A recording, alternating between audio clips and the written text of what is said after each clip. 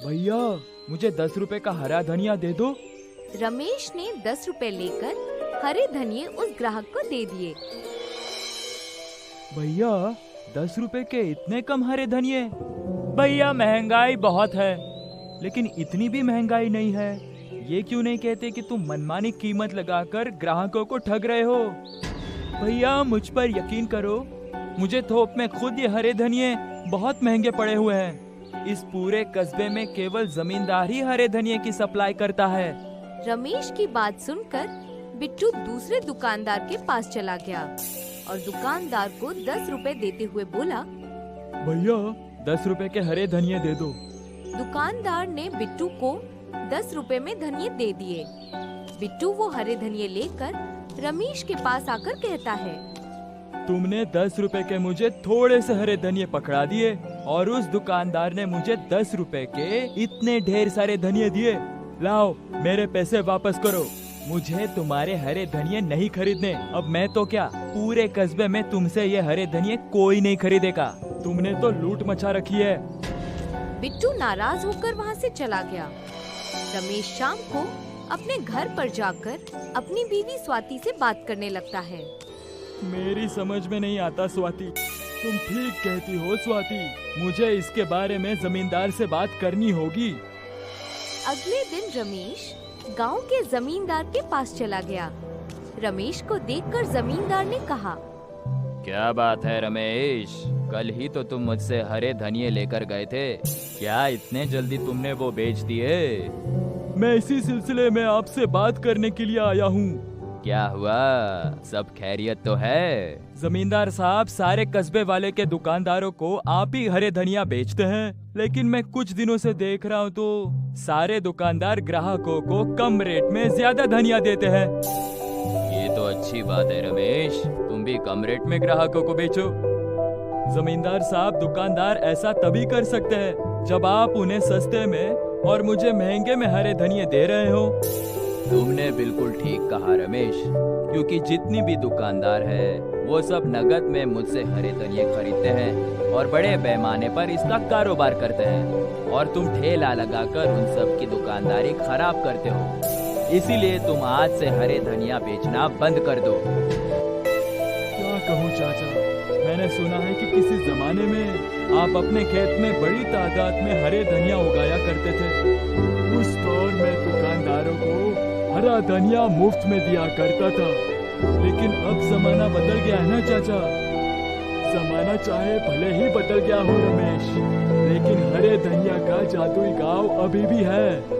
ये सुनकर रमेश बुरी तरह से चौंक जाता है। मैं आपकी बात का मतलब नहीं समझा चाचा। रमेश, कस्बे के सभी लोग ये समझते हैं कि मैं अपने खेत में हरे धनिया उगाया करता था, लेकिन ये हकीकत नहीं है। हकीकत तो ये है कि मैं उस दौर में हरे धनिये के कस्बे से लेकर आता था, जो कि एक खुफिया कस्बा है। खुफिया हरे धनिये के कस्बे का दरवाजा कहाँ से खुलता है, ये सिर्फ मैं जानता हूँ। मैं चाहता हूँ कि तुम उस खुफिया हरे धनिये के कस्बे में जाओ और तुम उन हरे धनिये को लेकर पूरे कस्बे में मुफ्त में बांटो, और फिर तुम कमाल देखना। बलिया चाचा, कहीं आप मजाक तो नहीं कर रहे ना? नहीं रमेश, हमारे कस्बे से दूर एक तालाब है जो कि भूत प्रेत से नाम मशहूर है। तुम उस तालाब के अंदर कूद जाना, तुम खुद खुफिया हरे धनिये के कस्बे में पहुंच जाओगे। और हाँ, इस राज को अपने अंदर छिपा कर रखना। इतना कहकर बलिया चाचा वहाँ से चले गए। तुमने ठीक कहा, ये जादुई हरे धनिये का कस्बा है। रमेश ने देखा कि वो आदमी साइकिल पर बैठा हुआ था और उसे देखकर मुस्कुरा रहा था। मैं यहाँ से हरे धनिया ले जाना चाहता हूँ। तुम यहाँ से जितने भी हरे धनिया ले जाना चाहते हो ले जाओ, यहाँ से हरे धनिये ले जाने की कीमत नहीं चुकानी पड़ती। रमेश बहुत सारे हरे धनिये लेकर तालाब के किनारे आ पहुँचा और तालाब के अंदर कूद गया। और तालाब के अंदर कूदते ही रमेश अपने गांव में आ गया। अरे वाह, जादुई हरे धनिये के कस्बे से आने और जाने का रास्ता तो बड़ा ही आसान है। अब मैं रोज वहाँ से हरे धनिये लाकर कस्बे में मुफ्त बांटूंगा। रमेश उस दिन से गांव में मुफ्त धनिया बांटने लगा। कुछ दिन गांव के बीमार लोग सही होने लगे और रमेश को बतौर इनाम बहुत सारे पैसे देकर जाने लगे। जमींदार गुस्से से आग बबूला हो उठा और अपने आप से कहा, आखिर ये दो कौड़ी का रमेश अपने आप को समझता क्या है? इसकी वजह से मेरा सारा धंधा चौपट हो रहा है। मैं इसे छोड़ूंगा नहीं, मैं इसे सबक सिखा कर रहूंगा। इतना कहकर जमींदार गुस्से से बाजार में उस जगह पर चला गया जहाँ पर रमेश अपना ठेला लगाता था। रमेश, तुम्हारी वजह से मेरा धंधा चौपट हो गया है। मैं तुम्हें कल तक का वक्त देता हूँ। और रमेश हमसे हरे धनिये के पैसे भी नहीं लेता है। तुम सब पागल हो गए हो। ये मुफ्त में हरे धनिये जरूर देता है, लेकिन कस्बे के न जाने कितने मूर्ख लोग इसके हाथ में बहुत सारे पैसे देकर चले जाते हैं। क्या कभी इसके बारे में सोचा है तुमने? क्योंकि उनके खानदान में सालों से बीमार लोग रमेश के हरे धनिया खाने से ठीक हो जाते हैं। तुम पागल हो गए हो क्या? कभी तुमने इससे पूछा है कि आखिर रोज रोज इतने ढेर सारे हरे धनिया लाता कहाँ से?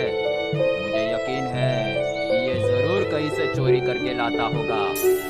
तभी वहाँ पर बहुत सारे लोगों की भीड़ इकट्ठी हो गई। उस भीड़ में से एक आदमी जमींदार से कहता है, कहीं से भी लाता हो, हमें इस बात से क्या लेना देना। हम सिर्फ इतना जानते हैं कि इसके हरे धनिया खाने से लोग ठीक हो रहे हैं। अब यहाँ से सीधे तरीके से चले जाओ जमींदार, नहीं तो ये भीड़ देख रहे हो ना, ये तुम्हें मारने के लिए ही इकट्ठा हुई है। भीड़ देखकर जमींदार बुरी तरह से डर गया और वो चुपचाप वहाँ से चला गया। जमींदार इतना डर गया कि अगले दिन गांव छोड़कर ही चला गया।